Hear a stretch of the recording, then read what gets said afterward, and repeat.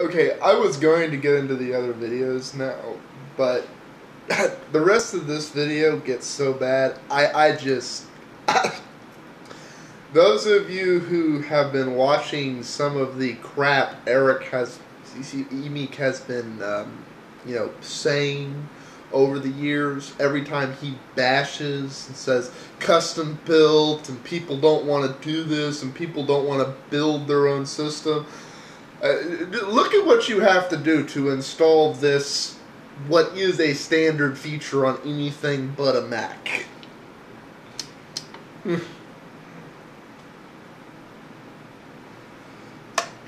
Cool design. There's no cables or anything. It's just like a little plug right there. And then what you're going to do is there is a power connector way back in there right on the motherboard. So what you have here is a Y splitter power cable. And what you'll do is you just unclip the computer cable that's going into the motherboard and plug in the new cable, and then take the computer cable and plug it into the other end of the Y cable. And that's it. So essentially you're splitting the power from the computer cable that was going into the motherboard with this cable that will feed the rest of the drives. Okay, so here we have a close-up of the unit. This is the bracket, and here is the power cable. I'll just kind of show you this up close. And like I said, here's the Y adapter right here. So this goes into the motherboard, and this goes into the cable that was into the motherboard. And then this feeds the rest of this. And so you take these and you plug these into your 4 drives, or up to 4 drives, okay? And here is the actual bracket, like I said. And one thing is pretty cool about this, it has a nice little mirrored finish. You can see, of course, my fingerprints are all over. Originally, I had it all polished up. Okay, somebody correct me if I'm wrong here. But basically what he said he's doing is he's taking a little 4-pin connector you usually plug in for,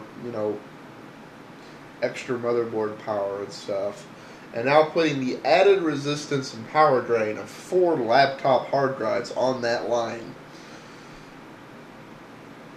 Am I the only one that thinks this is going to lead to some extra resistance and maybe some power irregularities, which over time can damage the parts? I may be wrong, but, usually you don't want to vampire something quite that much. Nice for you when it first started. And this looks pretty cool. As you saw when we have the side opened, it looks kind of a spiffy finish. Yeah, I can already see all your... Oh, I hope I didn't just accidentally rate his video. Oh well. I can already see all the pretty fingerprints on it. Over. And right here you can see basically how it looks. So we have 4 2.5-inch drives. They just mount right here on the screws on the sides right here. And then here is the 3.5-inch drive that was originally in the system. So again, this is a pretty cool setup where you just basically take out your 3rd bay drive, plug it in right here, and this is a sled for it. Here. Okay. This is the other thing. Here we go. This looks at something... I'm sorry, but like you'd expect to find in a PC. And every time something like this winds up in a PC, AppleSoldier complains endlessly. He goes, look at it! Look at it! Look at it! Well, AppleSoldier, look at it! This is PC stuff. Here's the original sled, so this is kind of basically how it looks. Gives you an idea. Actually, it would go just like that. So this is what was in there, and this is basically just recreates that sled, and it just slides right in there. So this is a pretty creative solution to get some more drive space in there. And again, these are 2.5-inch hard drives. Now you could use the SSD drives if you wanted to give those a shot. And I think that'd be kind of a cool solution for, because they're so expensive that you may not want to have one really big one. You might find a deal on some smaller capacity ones, and you could put these right into the mount and rate them together for one large volume of storage, very fast storage. And lastly here, let's check out this RAID card. I'll just kind of show you this. This is the... And this is typical Mac solution, because laptop drives, pound per pound, tend to cost about twice as much, storage-wise. So, yeah.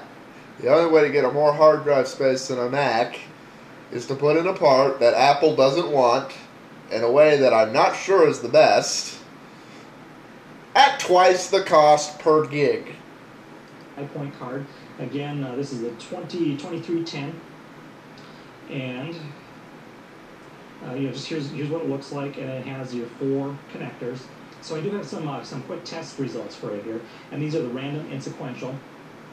This is using the RAID. I connected all 4 of these drives together into a straight RAID 0, and using the random read was 27 megs per second, and that's pretty slow. The random sequential was 287 megabytes per second. That's pretty fast. And for the random write, we have 112 megs per second. And for the sequential write, we have 238 megs per second.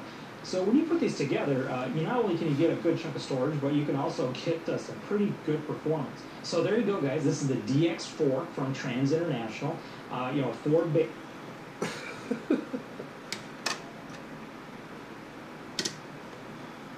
And it's slower. The other thing is, I'm not sure I really see a real gain here, because, well, I guess they have 750 gig drives now, so technically you could get larger than the 2 terabyte you could shove in there. But, the 2 terabyte isn't even an Apple part. So I guess if you're comparing this to Apple parts and Apple parts, then yeah, this is an improvement. A ridiculously expensive improvement for the fact that Apple has a design flaw in the thing. And I'm not saying that that's hard to install or that that's technical, but, Emeek's big argument is nobody wants to get in there and put their own system together. Well, okay. To fix a design flaw in the Mac Pro, that's exactly what you have to do. In what's not particularly a very good way. Peace out, all. I'm going to move on to the other videos and try and get at least 4 or 5 of them up tonight.